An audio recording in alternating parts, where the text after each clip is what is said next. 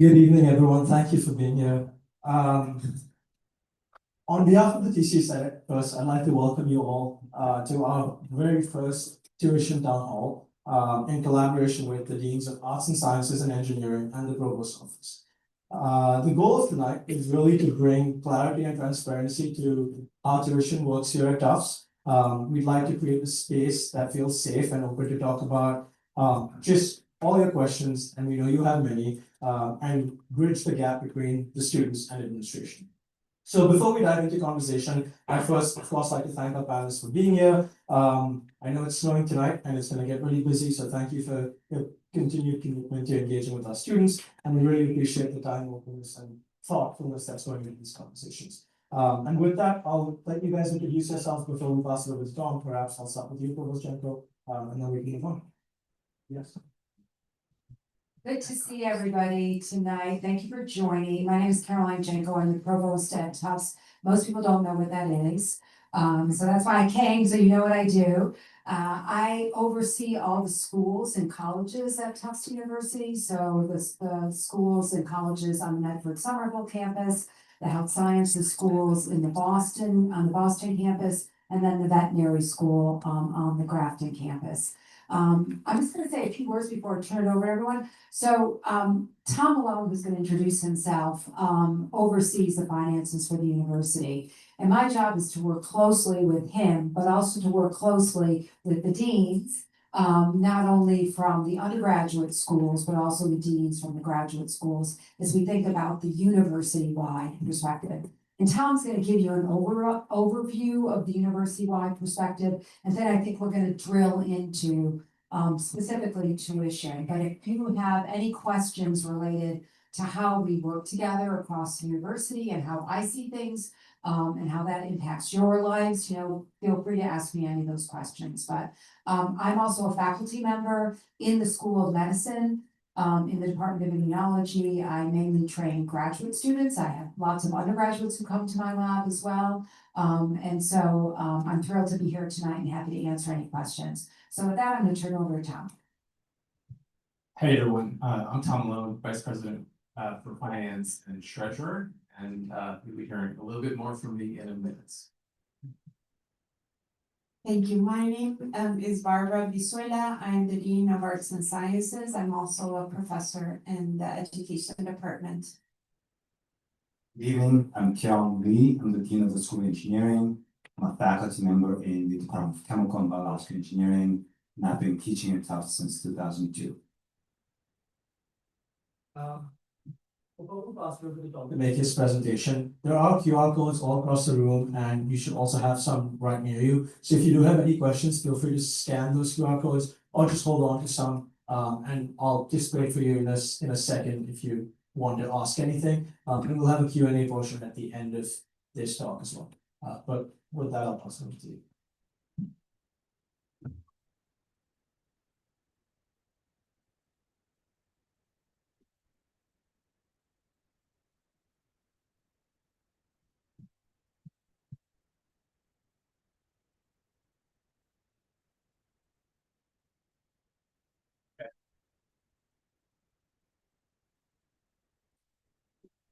So thank you all for coming. It's great turnout. Actually, it shows that there is significant interest in this topic and understanding how the university works. So thank you for that. I'm only going to hopefully present for just sort of 10 minutes so that we get onto the Q&A. But part of my presentation is I hope to, in a way, sort of demystify how a research university operates. It's quite complex, and I think that complexity this sometimes doesn't come through for a lot of people on where they sit. And the other point is that Tufts doesn't operate as like a single business unit. I would say it sort of operates as a sort of portfolio of interconnected academic enterprises that sort of come together. And I'll stress that a bit as so just quickly, just want to stress that Tufts University is quite large and complex. We have 10 schools across 4 campuses. So you can see the schools listed on the outside of the circle here. And we also have a number of programs that actually operate outside of Massachusetts. So just a quick example, in the med school, the MD program, 20% of the class is in Maine, part of the Maine track. And we have programs in therapy in Phoenix and Seattle, so quite complex. We are a research university, so we have this Research 1 designation, and we are a member of the AAU, the Association of American Universities, which is, I don't call it an elite club, but there's 71 member institutions within the United States and Canada, and being a member is really a testament to your sort of research activities. And us, we have over $240 million of sponsored research funding. We have a very, significantly a large student body.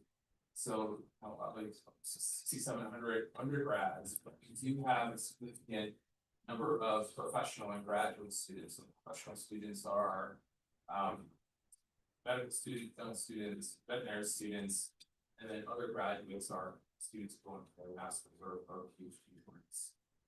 And sort of the heart of the university is its people. And at that, we have sort of 1,400 faculty and over 3,700 staff. And 3,700 staff seems like a lot of people to sort of operate a university. And I don't know if anyone's heard Mike Howard, who's the executive vice president, talk about running a university like running, it's like almost like a small city. So we have people who run our facilities, our dining workers. We have significant number of dental hygienists working in school. We have a very robust dental clinic, animal care technicians. So the take home here is just that a lot of people in the room are really kind of engaged in sort of the first 3 boxes here on the left. It's arts and sciences, engineering, and SMFA, but we are quite a large and complex university operating that way.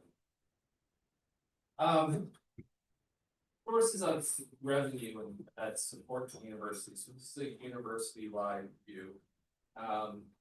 And many expect that so small tuition is sometimes considered the primary funding source, but here at Tufts it is just one component. So net tuition makes up just about half of our revenue sources, while additional components, about 18% is sponsored research in our research university.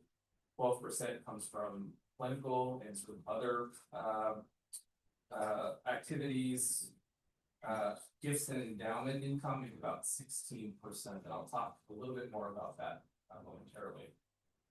In total, Tufts operating budget is just over $1.3 billion. And from an expense perspective, so what do we spend our money on? There's two ways to look at this. So on the left side is things, it sort of classifies things in terms of what's called natural classification. So the take home here is that, as I said,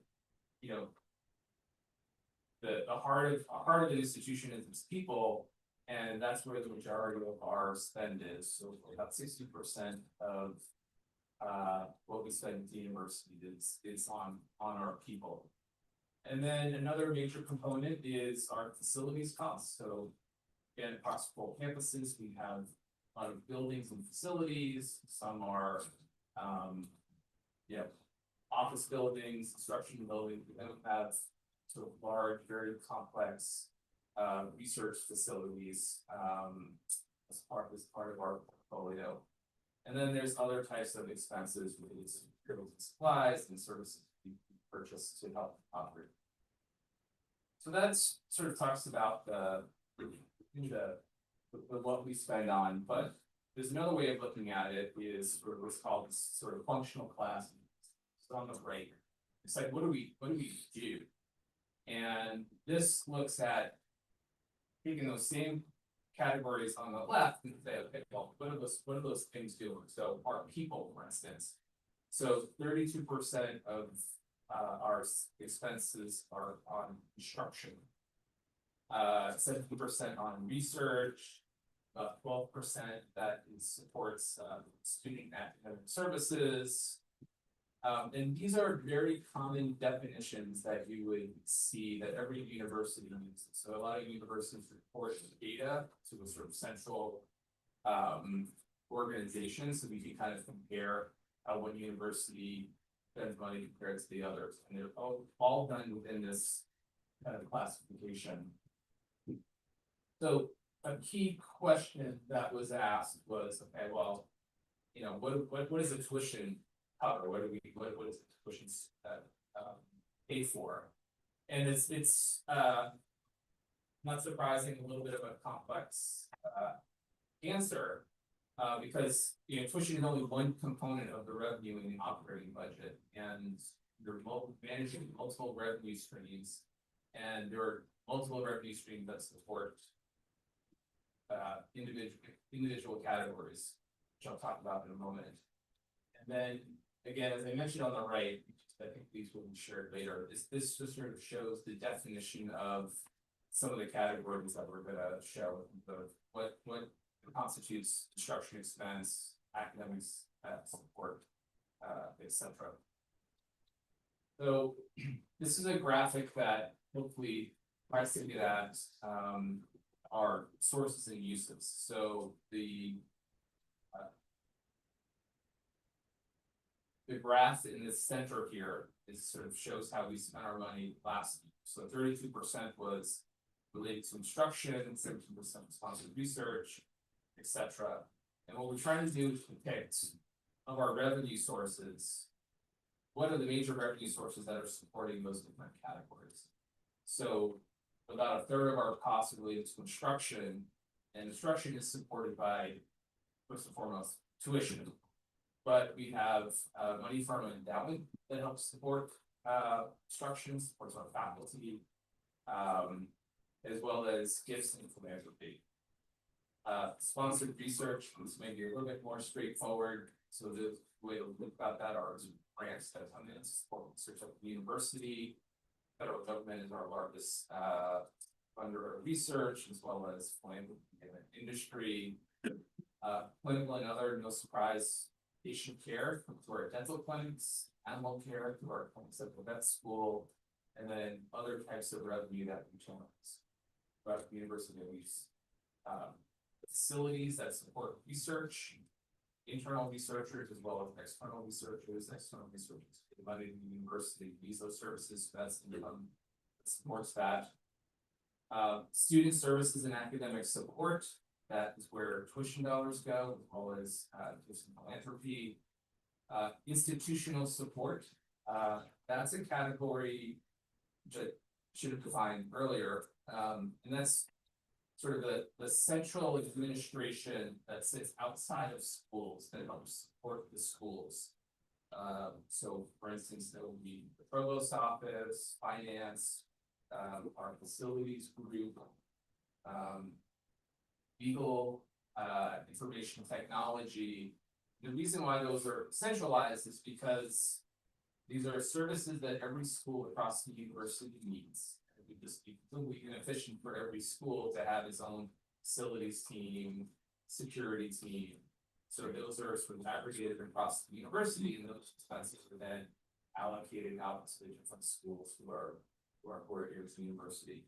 So 17% of our expenses are through institutional support. And then there is what we call auxiliaries. These are the definition of auxiliaries. These are kind of should be standalone kind of operations. Dining, housing are good examples of those, and those are supported through fees that students pay. A question that had come in advance had to do with, well, how does Tufts compare to peers? How we operate and what we spend money on.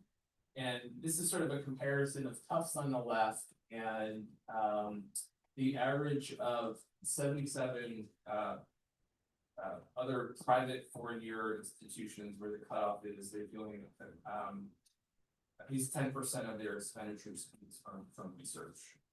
And in some of these categories, there's some small differences in percentages here. But I think the key come here is that, you know, every university is different, and you're gonna have a sort of a different. Their priorities might be different, how they spend money is different. But I think this chart here shows that we're not very different than other research universities. And you know, if you wanted to split hairs, we could sort of add up a few of these categories here. It says, you know, that we spend a greater percentage of costs on student focused areas, instruction, student services, and academic support than some of our peers. There's a number of questions about the endowment and how that works. So just a quick definition, it is a fund that was established, permanent fund, created by a donor gift, where the original gift amount or principal is invested, and then the income that gets generated from that gift over time is used to sort of support the purpose of that gift. So an example would be a donor gives a gift for specifically to fund a scholarship for a student who wants to be a philosophy major, for example. So let's say the donor gives $1 million, the university takes that $1 million, invests it, that grows over time, and any income that is generated from that gift used to support that scholarship for that students. And the design of this is that gift is university from in perpetuity. It's not like a one-time and spend $1 million. This is the gift that's going to grow over time, and so that would you can support students for a generation. So when you think of our endowment is about $3 billion. Which means is our endowment is made up of like well over 3,000 of these individual gifts that all add up over time. So the income that gets distributed, for the most part, is all restricted for all these individual purposes for which the university must spend it on. We have no choice. Donor gives a gift, the income from that gift gets spent on that purpose. So oftentimes we hear universities are falling into some financial difficulty, or they should be using their endowments to fund X. The reality is the university does not have any flexibility to do that. Or you're bound and restricted by so all of the individual funds that do that. That said, you know, the endowment is a very part of the university's sort of operating budget to help support its academic mission. So on the left, you'll just see the growth of the overall university's endowment over time. So at June, it was about 2.8 billion, and over the last 6 months, this is $1 billion mark. And then this sort of messy, sorry about this messy chart up the right sort of demonstrates the major areas that the income of the endowment support. And this is at a university level. I'll stress why this second. So the university level, there's a good amount that comes that sort of supports general university. So there is some flexibility with how we spend that money, but for the most part, it's support operations. A good portion of our endowment supports scholarships, financial aid, programmatic support, research support, etc. And then what's interesting about our endowment is that each school has a share of overall university endowment. So School of Arts and Sciences and Engineering, they have a group of endowment funds that are used to kind of support your activities based on your preferences. And so, for instance, Arts and Sciences, if you were to kind of do this chart on the right, they look very different. It may show that the majority of the endowment comes to support scholarships, aid, research, Chris is nodding, so maybe I'm kind of getting close to how AS's endowment works, but this is at a university level, but the schools view of their endowment and what it supports being very different based on those donor preferences. Another big question we get is, should the university be generating a profit? The answer is no. As a nonprofit organization, we're not in the business of generating profits, but we do generate a surplus, which is important. And on the right, you can see over the last number of years, what surplus the university generated, and the margin is a number at the bottom, which basically says this is the surplus you generated is the X percentage of your overall revenue. So why do we generate a surplus? The money that we generate in the surplus is what we use to kind of reinvest in ourselves. We invest in our mission, we invest in our facilities. And if we just sort of, broke even every year, we don't have that financial flexibility to invest. It's also a sign of financial health. So there's many different rating agencies that look at universities and how they operate financially. And it's really important because with big projects, we often will borrow money. Every university borrows money.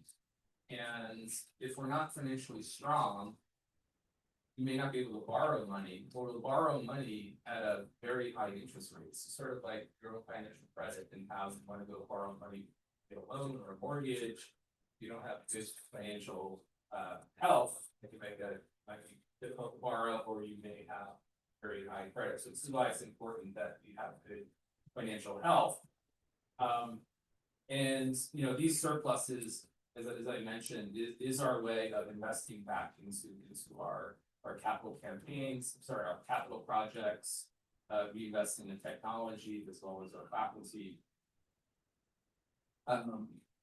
Our trustees have set a target for us to have a margin of 3%, which is pretty common within higher ed research universities.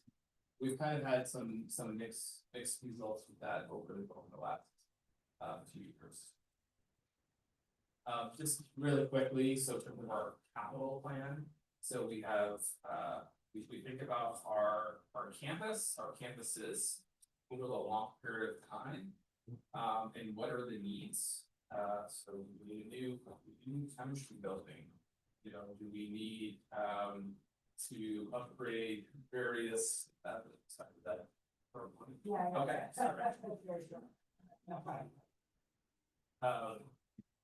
And this sort of 10-year plan is like quite expensive to be like sort of $1 billion over 10 years to create various facilities, not only build new buildings, but also upgrade existing buildings.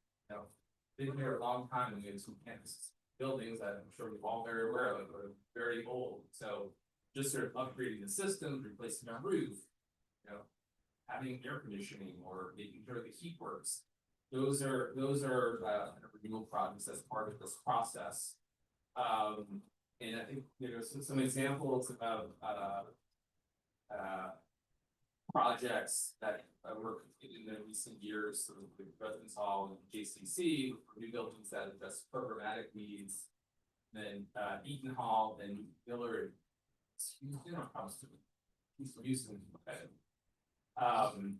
were examples of renewal projects that have upgraded the additions of buildings. So this sort of ties into why do we generate surpluses? Those surpluses help us invest in our capital, as well as using grants, as well as this borrowing. My last slide, up here, is sort of thinking about how the university does its financial planning and puts its budgets together. And as I mentioned at the beginning, we don't necessarily operate one sort of single entity, more of a portfolio of different academic units. The way that sort of comes through is that we develop our budgets sort of at school and unit basis, unit level. Those all come aggregated and help formulate the university's budget. So each school and university control its own resources, determining faculty, staff, programs are going to offer, pricing, and well as how much user invest in. Every school is expected to be self-supporting, ideally generating a surplus, probably be able to invest in itself. But over the course of a long period of time, some schools are, healthy, some schools fall into some financial difficulty, and perhaps there's a pinching in graphics or enrollments. Any school that kind of falls into deficit or the university, have a plan where we're going to come back into sustainability. The important thing is our budgets need to reflect our strategic priorities. In the budget, what you should see is in that budget where they're investing, where their priorities are. Is growing their faculty, growing resources to support students. So we want to make sure that our budgets reflect our priorities. As I mentioned earlier, there's a piece of the component where there's central resources that are managed and schools as part of their budget process, they sort of help them for those links. And then finally, the university is really focused as operating as, a collection of schools, but also important to operate as a single university. There's key strategic investments that the university makes. An example could be, we recognize that AI is a key component. We need to have more programming, more programs in AI, integrate AI within the curriculum across the university. And so through Caroline's office, they'll make funds available for schools can then sort of combine funds to hire faculty to university, create a cluster, critical mass of faculty that's AI. So that's sort of how the university schools can work independently, but then also work collectively with the university to advance our strategic priorities. That was my last slide. So hopefully that was sort of a good overview. I hope I answered some questions in advance, but it sort of set the frame so I'm going to get more specific questions.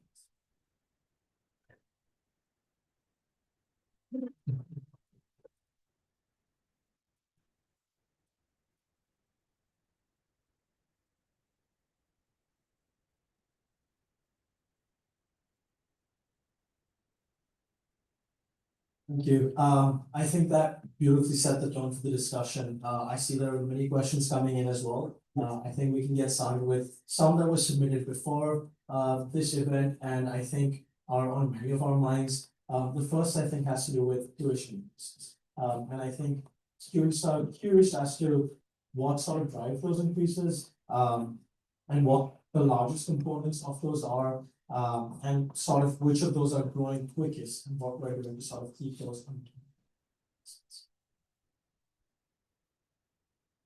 I can start.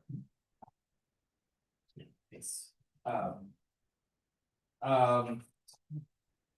So when we think about costs across the university, again, as I mentioned, people are major costs, and so to support our faculty and staff, there's money set aside to provide, raises, helping keep up with the cost of living.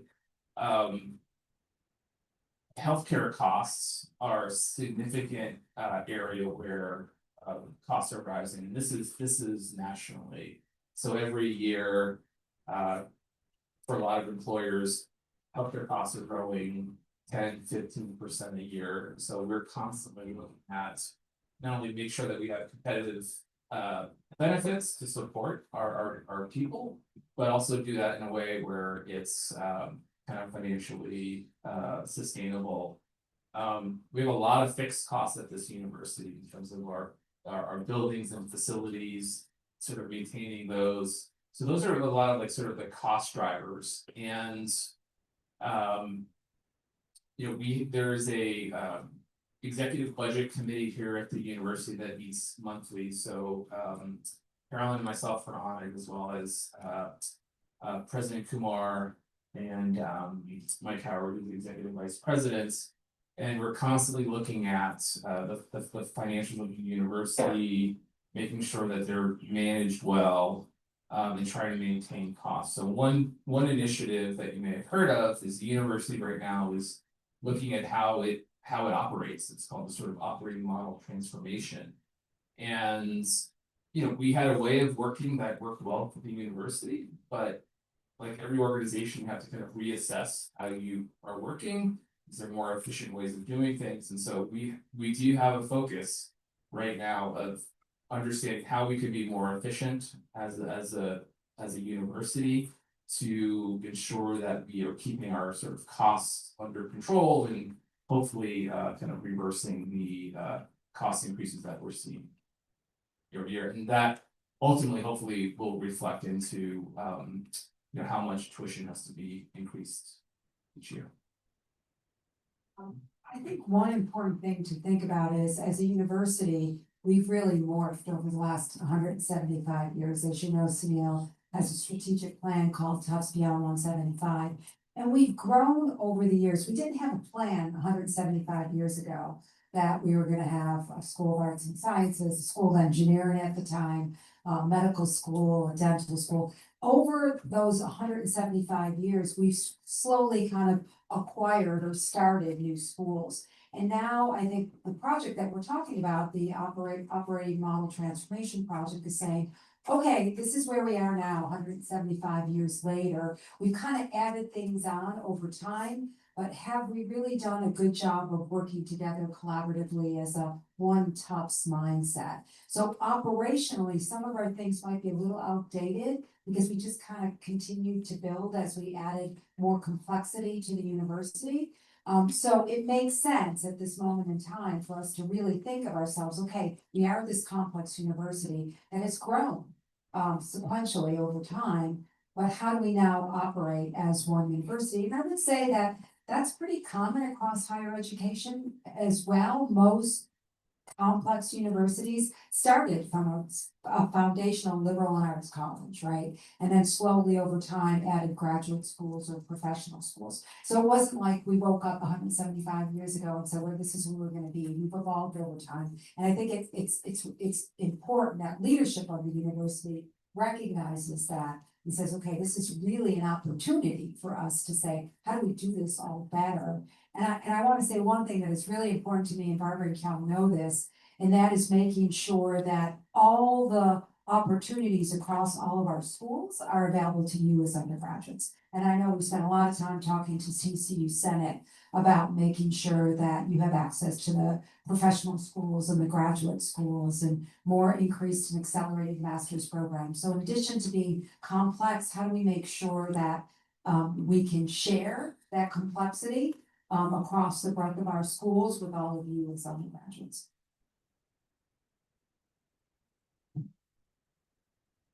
I'll just add maybe a little bit of color to what Tom and Caroline were sharing, that one way to think about the tuition increases is that the rate at which some of our expenses have been growing is not the same at which the tuition has been growing.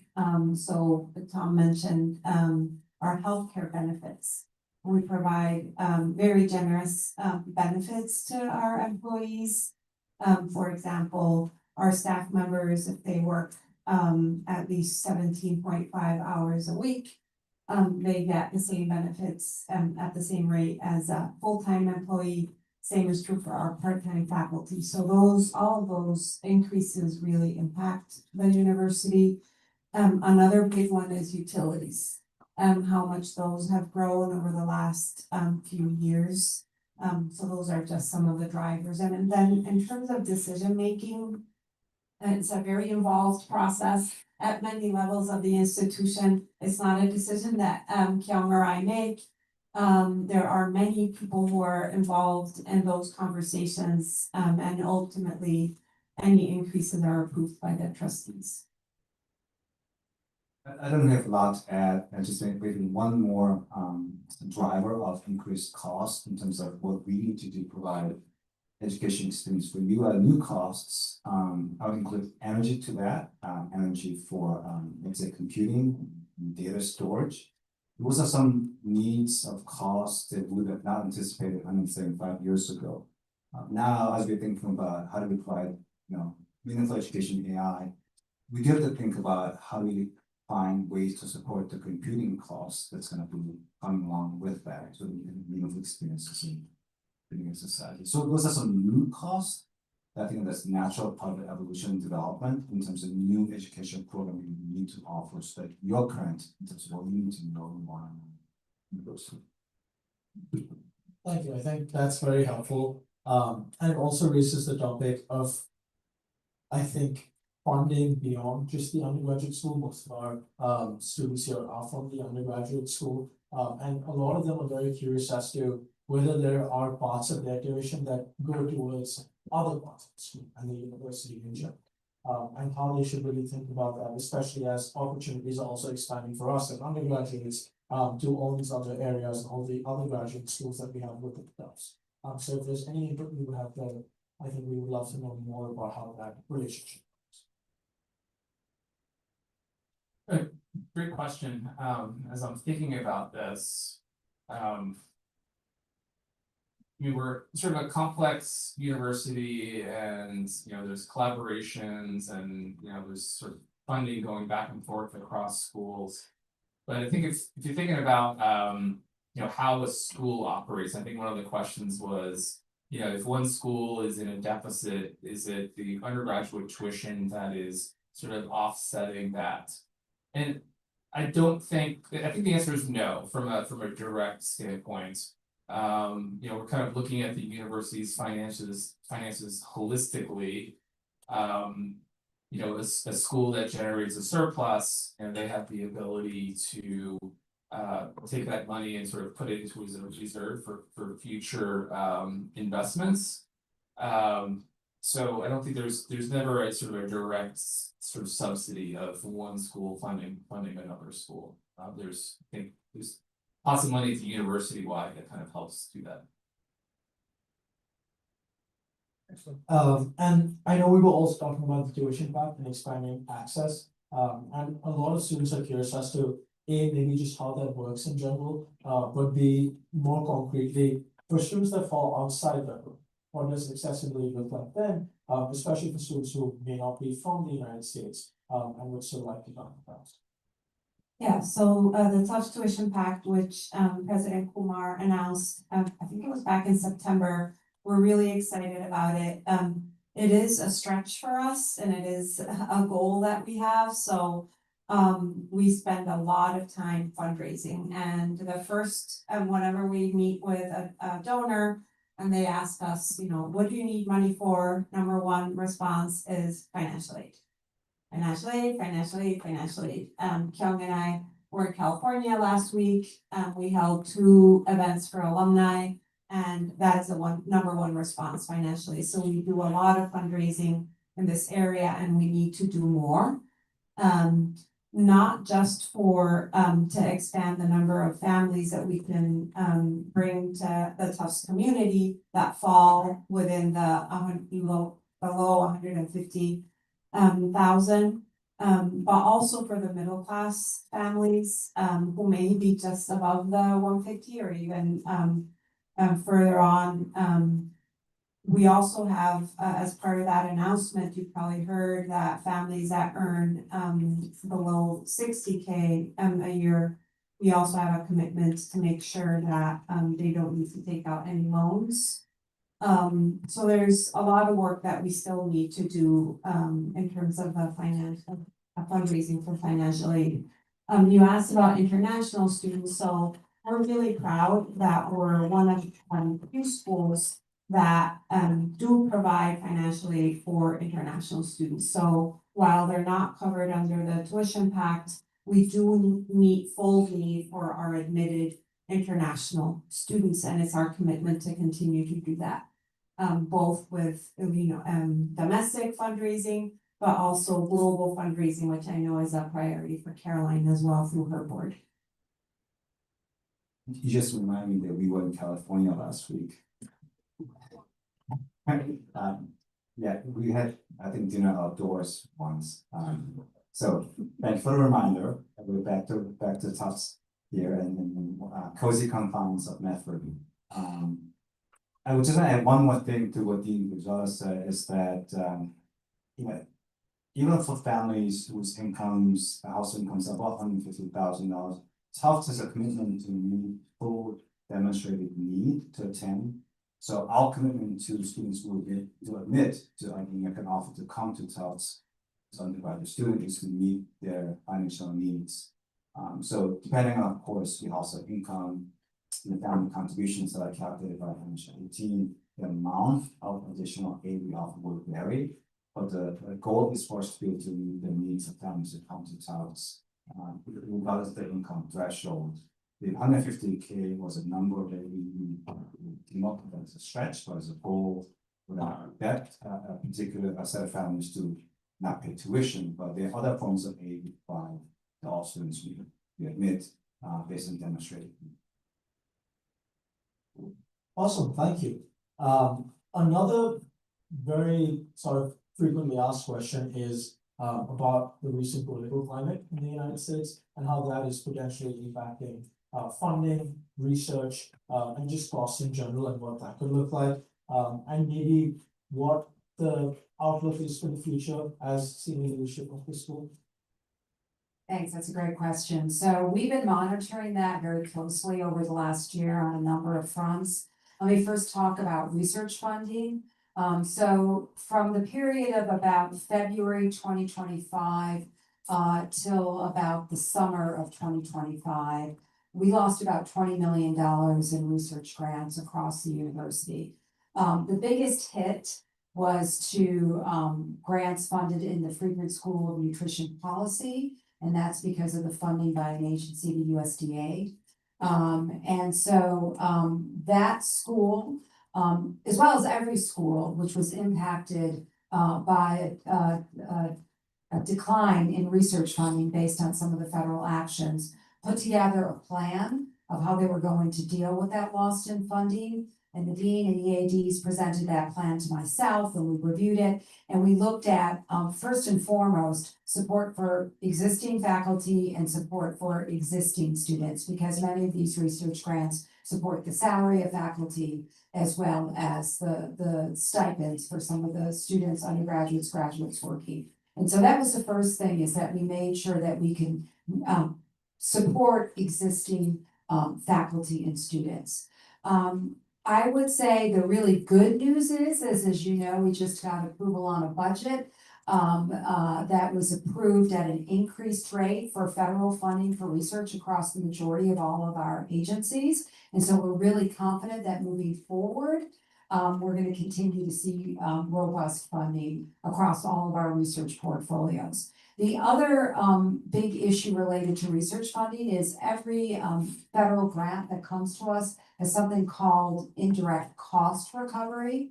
And that pays for facilities. Tom talked a lot about our research facilities and infrastructure. And there was some discussion about decreasing that rate. Right now, it varies on our campuses between 58 and 62%. So for every dollar we get of direct costs that go to a research grant, we get another 60 cents on the dollar to help support the infrastructure for that. There was a proposal on the table to decrease that to 10%.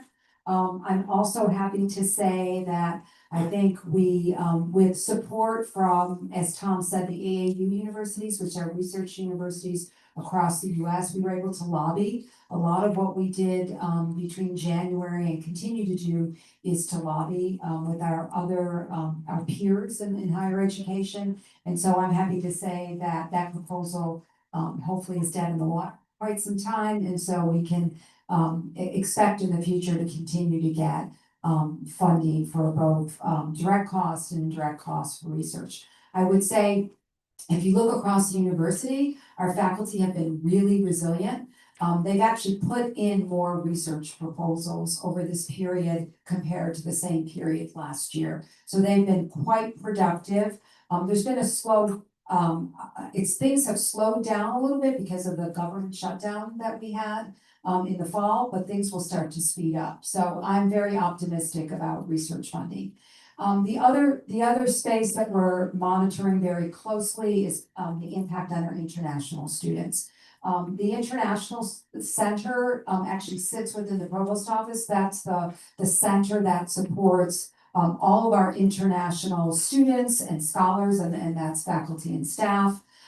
They have worked to really make sure that we stay on top of what's going on in Washington and support our scholars across the university.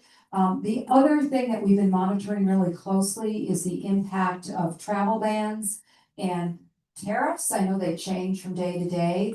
And looking at the impact of particular countries where we get students from.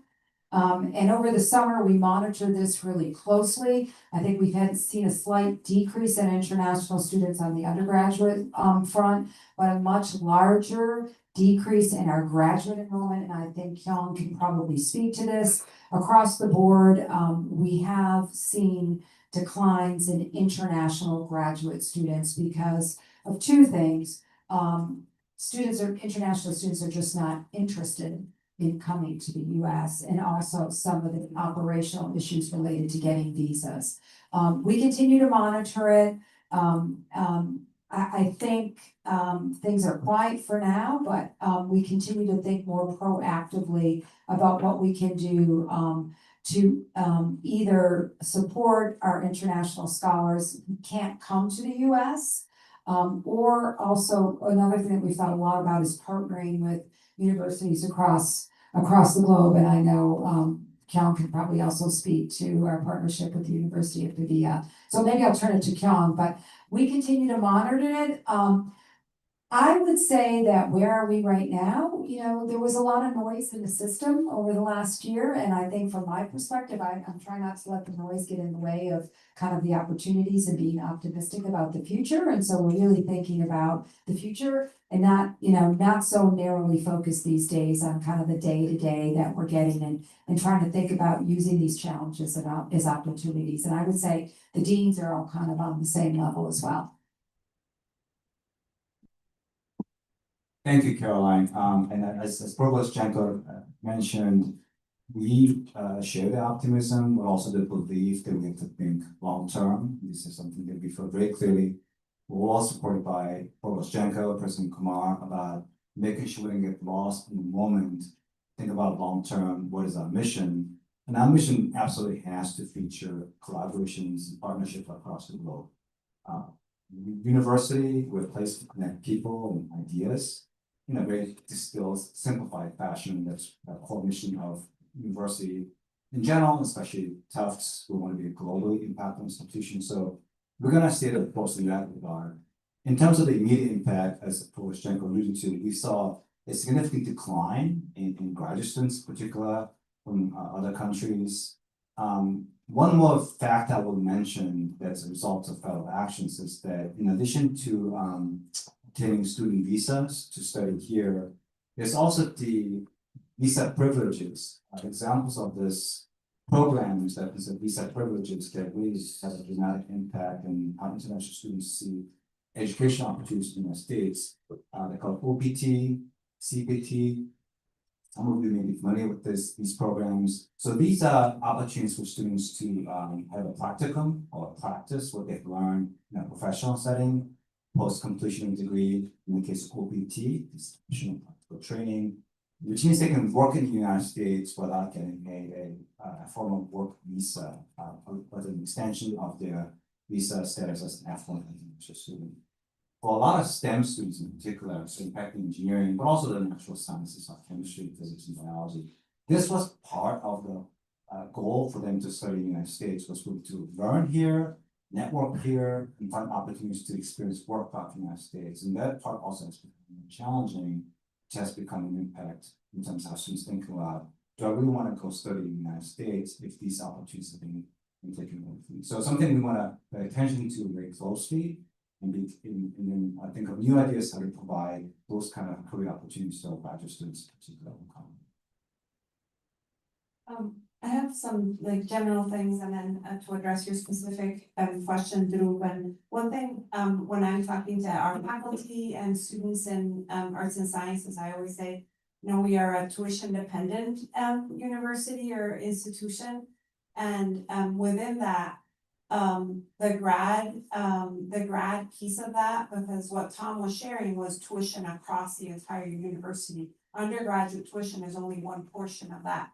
And across the schools within arts and sciences, I think it's the same in engineering, there's more volatility in terms of the grad tuition, where it's less predictable what our grad numbers may be. And so that brings a certain level of risk as we're trying to look ahead.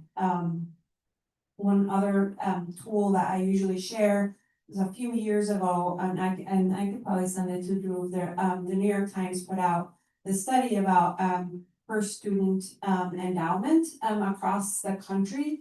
And when you look at that, you can see that Tufts is below the national average. And below our peers as well, which is one of the reasons that we keep fundraising to try to at least get at the average, I would say. So in terms of the current climate and the current challenges, glimmers of hope, that's what we try to bring.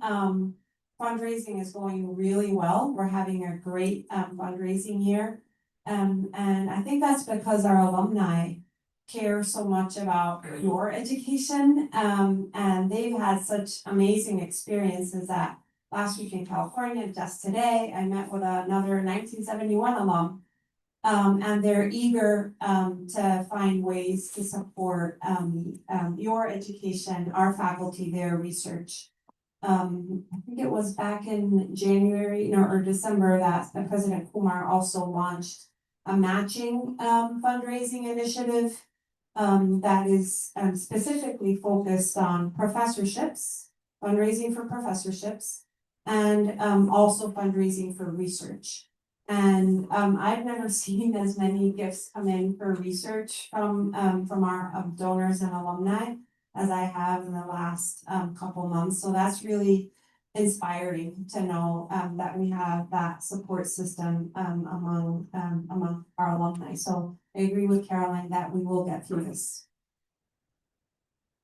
On the topic of the endowment and sort of how we're behind the national average, could we speak a little more to why that may be so far, and in specific what fundraising efforts look like? We of course know fundraising only in the context of smaller efforts for our clubs, but what in general it looks like for the university in the long term, and whether we will match our peers soon.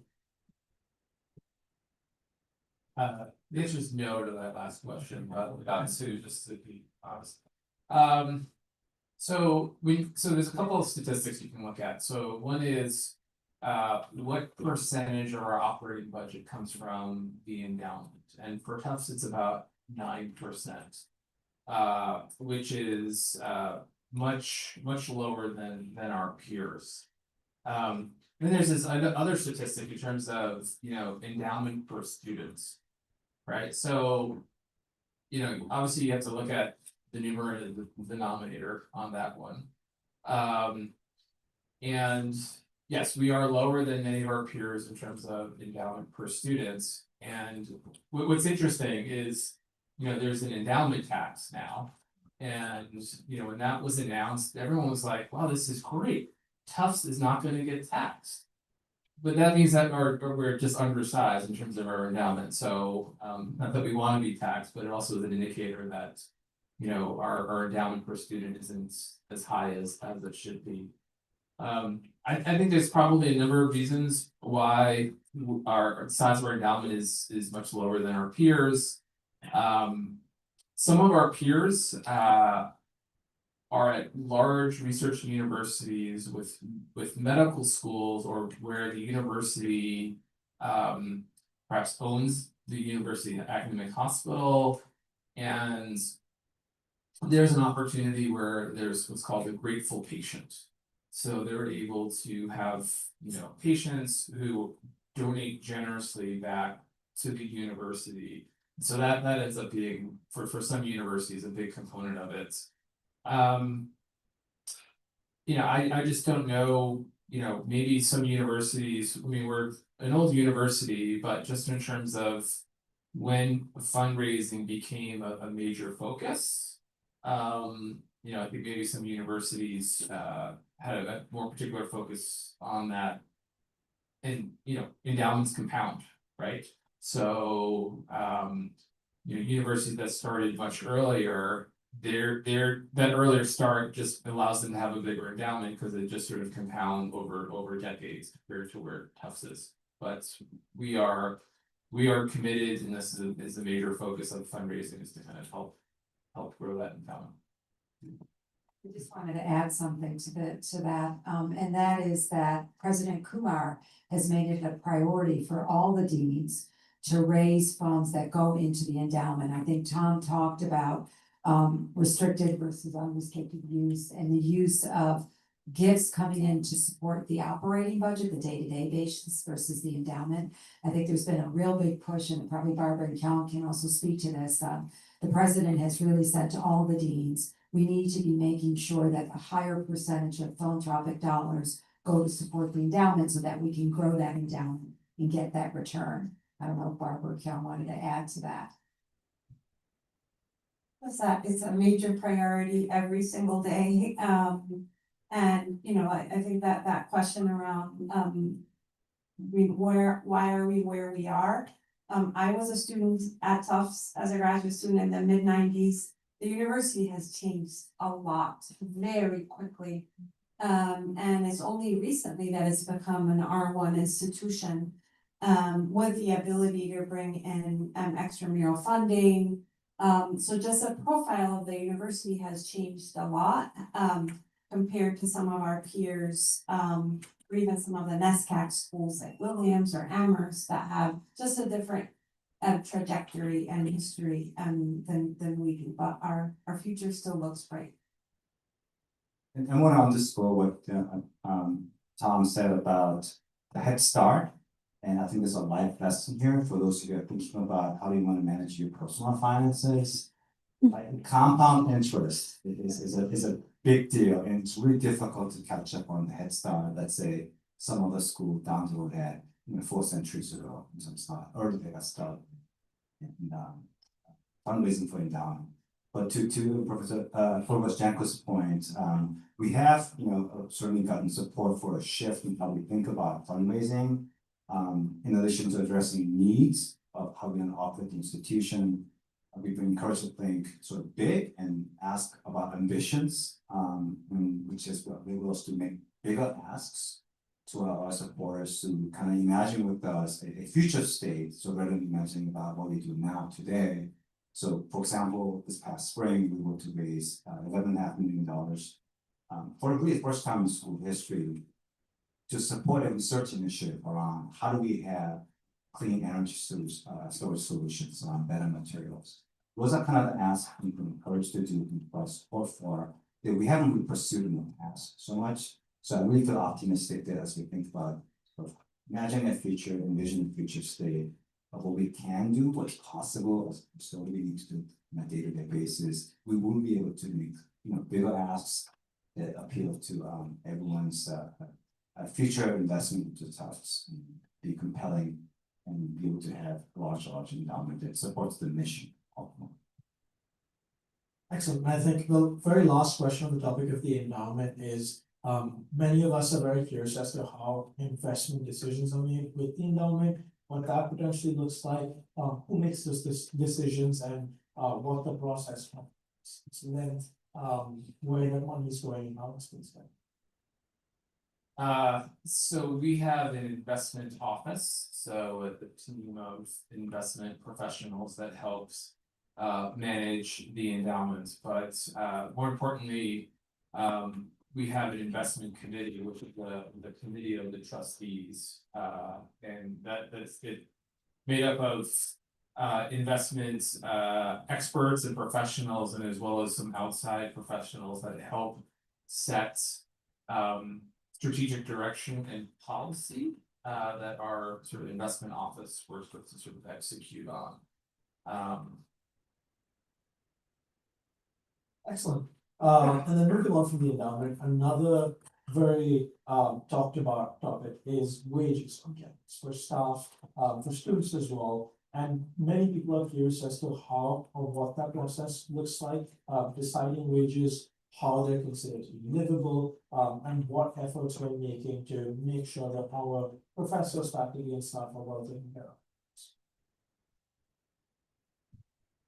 Yeah, so one of the initiatives that we started a couple of years ago was looking at faculty compensation across all of our schools. As Tom said, we have almost 1,400 faculty across all of our schools. About 38% of our faculty are tenured faculty. They have different ranks. We have some part-time faculty, we have lecturers, as you know, I mean, we have a pretty complex faculty that support the education mission. And so, about a year and a half ago, we started a project across the provost office to look at faculty salaries across all the schools, to understand if we were being competitive with our faculty salaries. We gathered a lot of data, and then we looked at what our peers were compensating faculty. And so that was a tough discussion with the deans, because as you know, we're quite complex. And so the School of Arts and Sciences is different than the School of Engineering, which is different than the medical school. And so the different disciplines, even within arts and sciences or engineering, but if you compare that to the vet school or the dental school, there's such a breadth of complex faculty across all of our schools. So it was really hard to make broad conclusions when we looked at the data. But when we looked at the data across all of our peers, and again, the discussion of who are our peers varied, and the deans can speak to this. The goal of this project was just to look across the university to try to understand, do we pay our faculty, compensate them at an equitable and fair rate? We took into consideration the cost of living in Boston because of where we are. And I would say it was one data point that we then shared with the deans. We shared with the deans kind of the university-wide level of faculty compensation, and then we shared with each and every dean the faculty in their school. And they use that data point together with other data points to look at faculty salaries within their schools. I would say there were some adjustments that need to be made in some of the schools, and I think Barbara and Kyung can speak to this. But I think it was the first time that we've done this across the university. And again, there's a lot of nuances to this. I can't, because so as you know, we have assistant, associate, and full professor. The length of time that you're in those roles varies. Your performance varies. So this university-wide kind of look is one data point, but it's really important that at the school level, each and every dean looked at their faculty compensation within disciplines with all these other factors, which I think Barbara and Kyung can speak to. But it's a work in progress, but I think it was the beginning of looking across the university, because from where I sit, I want to be able to say that our faculty across all of our schools are compensated fair and equitably. And if there are differences in the schools, then I can work with the deans. So I'll talk about faculty and then a little bit about staff as well. And within arts and sciences, part-time faculty and our teaching faculty are unionized. So those wages are determined through the collective bargaining agreements, which we usually have 5-year contracts, and we negotiate with our faculty and with the unions. For our tenure stream faculty and most of our professors of the practice, as Provost Jenko said, this is a yearly, and I would say almost like constant process that we engage in. We're looking at peer data, and again, peers are determined differently across different schools. Within arts and sciences, we've partnered very closely with a budget and priority committee. That's a faculty-led committee across arts, sciences, and engineering, and also with the executive committee to come to some agreement around what are the peers that we should be looking at, and we collectively agreed that, at least for now, things could change. Our peers are our local peers, so BU, BC, Brandeis, Northeastern. That way we're accounting for cost of living. And again, these are conversations. Usually we come up with a model for how we're gonna address faculty salaries. We consult with our faculty and ask for their input as well. So we do have, as a result of the study that Provost Jenko described, each school has been asked to come up with a plan for how to address faculty salaries. And we have developed that plan, but we continue to revise it because your salaries change every year, as do ours. So that's the faculty. The staff is a process that, as Tom mentioned, human resources is a central office. So we really work across the entire university. A couple, maybe a few years ago, there was a salary transparency law that you may have heard of. Perhaps you were freshmen when that happened. But that law requires institutions to publish what the salary ranges are for any posted position. So we are always looking at those ranges, making sure that they're appropriate. But those decisions are not made at a school level. They're made university-wide. As you can imagine, just as an example, art sciences and engineering, the majority of the faculty that we have are actually in the shared unit. So we can't make decisions in a siloed way. I just add a couple of things, I realize, the evening is getting on. So in terms of our sort of competition philosophy, which is what Provost Jenko articulated, we have a commitment to be fair and equitable to everyone who works here. As Dean Brizola also mentioned, we have different types of employments, with staff, faculty. In our school, we do not have any faculty who are members of a collective bargaining unit. So whether they're intentional or not. So our compensation follows the other model that Dean Brizola described, where we look at pure data. In our case, because almost all faculty in academic unit is attached to a professional society. For example, electrical engineering is part of IEEE. My own department in chemical engineering is part of an organization called the American Institute of Chemical Engineers. As my wife calls it, AKI. We go to AKI meetings. But one of the so that allows us to anchor ourselves in the proper disciplinary area. And because of different expertise in different market forces, we compete for faculty hires with industry in respective professions. So when we want to make a faculty hire, we have some level of benchmarking of what we pay our faculty is relevant to that particular profession of engineering in the industry as well. So that gets also factored in. So we rely on our professional society data to break it up by rank, by years in service, by region, because the local cost of living also matters. So we tend to focus on, let's say, chemical engineering departments in the New England region, the private research universities, because that also matters. So we try to get to a peer data set that's as close to what we have as possible. And we do that in a very regular annual process to look at data every single year as we look at that decision. So that's our general process in place. Excellent, and very quickly for our penultimate question, there are lots of questions as to, on a finances level, where we are with being able to undertake infrastructural advances, and invest more in bigger buildings, especially as we've all seen, we have a record number of people applying to be at Tufts, and also a record number of commits at Tufts. And so what that really looks like when we're admitting more students, how we can expand our infrastructure, dorms, and spaces of that.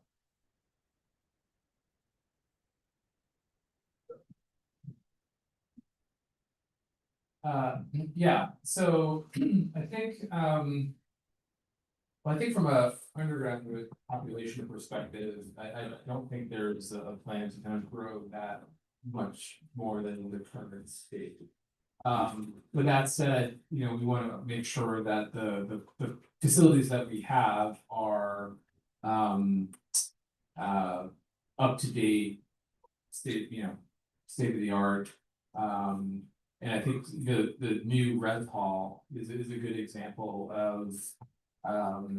Sort of being creative in terms of financing and building something.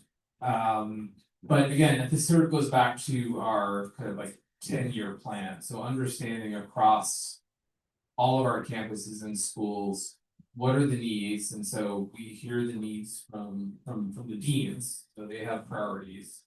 And those priorities are sort of discussed and then kind of prioritized as a bigger sort of 10-year master plan.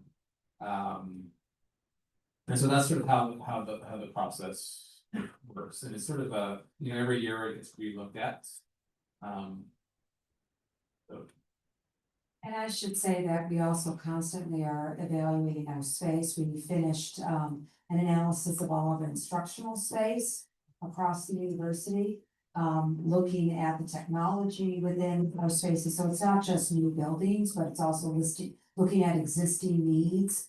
Obviously, this is a traditional classroom. I think we're really geared more toward non-traditional classrooms. And so that's where I would come in this capital planning process to think about kind of where are we going from an academic standpoint, what are our needs, what are students' needs from an academic standpoint. So it's not just building new buildings, but it's the quality of the space, and is it fit for use? Is it the right space we need to teach small classrooms, et cetera, et cetera. So we're constantly looking at that. And I can't reiterate enough that when we get from the deans kind of what their needs are, that it's the central kind of review of what are the resources we have, what are the priorities, and those are constantly, we try to be as nimble as possible and to change as much as possible. Like, for example, on the Grafton campus, the class size, the DVM class size has grown considerably,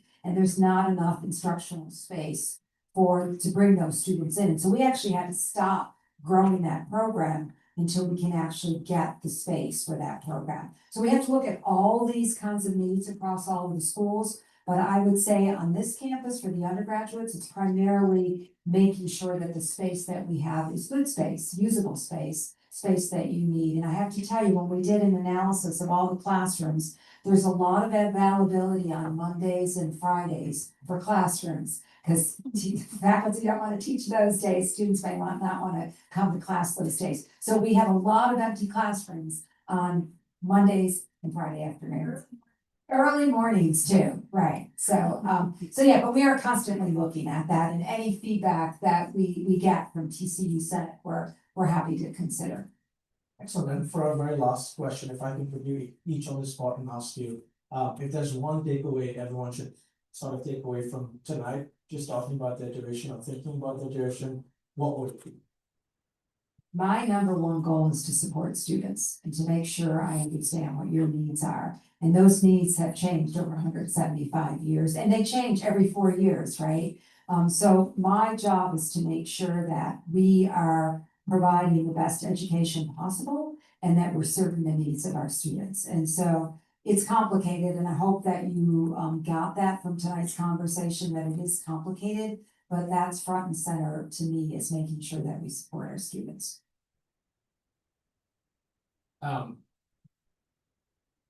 The university is really focused on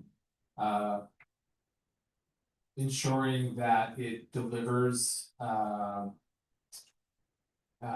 operates in a very efficient way to keep costs reasonable, to sort of balance our financial sustainability with the need to constantly invest back into the academic mission. So we're constantly sort of balancing those two, and to ensure that we're able to kind of do that in a very sort of cost efficient way. Similar to what Provost Jenko said, first, students and your experience, your education. So we think about that every day. And there's a lot of things we wanna invest in, we're doing that right now. You probably heard the news about the new associate dean for career services. We really want to provide all of you with the best experience and the best support systems possible. Another area is advising. We want to invest more in our advising staff unit. So those are just examples, but everything that can help support your experience while you're at Tufts and beyond as well.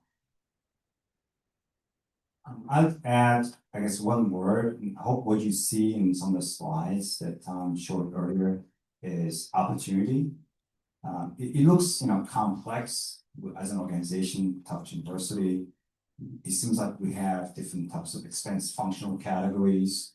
But you notice that really the bulk of the university's expenses are in instructional support, research, and student academic support. That really is the bulk and then everything else that sort of is needed as infrastructure to support those activities. So the takeaway is that you see that institutions, right, sometimes you can tell what an organization's priorities are by looking at where they're spending money. So you clearly see in our budget what our priorities are. But as you see the complexity of the university budget, I also hope you see an opportunity that there's opportunities for you to engage in learning beyond, let's say, just your major in a classroom. The reason why research university, we think that's an important part of the education experience is that you have a chance to take classes from, work alongside with world-class faculty who are the knowledge creators and at the forefront of respective fields. Those kind of faculty are available at a research university because they at the forefront of the cutting edge of the very specialized field. And that's what you see in the budget data that we have. It's a budget data of a research university where there are opportunities for undergraduate students to really engage in knowledge creation, collaborate, learn interesting, new, exciting things you would not otherwise be doing if you just do study, just a book in front of you and watch a YouTube clip. Because I realize you can roll around watching Khan Academy, but the things you don't get from a Khan Academy video are the interactions with those world-class faculty, and that's where the research dollars are really meaningful. And those research dollars are spent in providing lab experiences for all of you. Our lab, both virtual and physical as well. So I'll be take away that we have a lot of opportunities for beyond your immediate major undergraduate classroom. Thank you, Provost Janko, Dean Brusuela, Dean Lee, and Tom for being here tonight. We really appreciate the openness with which you've answered all of our questions. And to our audience, thank you guys for being here. I know it's late on a Tuesday evening, and it's probably snowing outside, so thank you all for being here, and hope we can keep these conversations going.